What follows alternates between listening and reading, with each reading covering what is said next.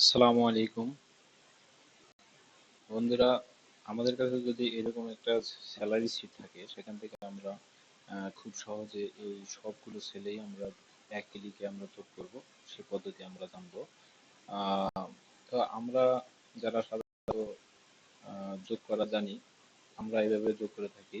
Equal সাম first bracket, সবগুলো drag করে দিলাম, ব্র্যাকেট ক্লোজ। তারপর এদিকে সবগুলো টান দিয়ে দিই। তারপরে আবার এদিকেও আবার সেম ভাবে সাম bracket close,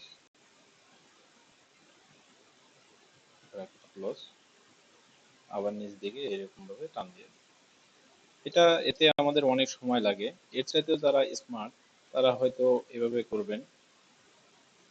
alter equal enter, টান দিয়ে দিলাম, আবার অল্টার ইকুয়াল এন্টার, টান দিয়ে।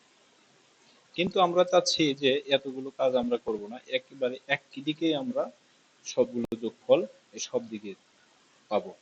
এই টোটালের এদিকেও পাবো, টোটালের এদিকেও পাবো, এক ক্লিকেই পাবো। কিভাবে পেতে পারি তা দেখার জন্য অপেক্ষা করুন।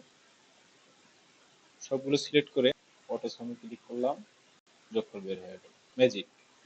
বন্ধুরা, এছাড়া আর একটা পদ্ধতি আমরা বের করতে পারি, সেটা হলো সবগুলোকে আবার সিলেক্ট করলাম, অল্টার ইকুয়াল, সবগুলো যোগফল বের হয়ে গেল।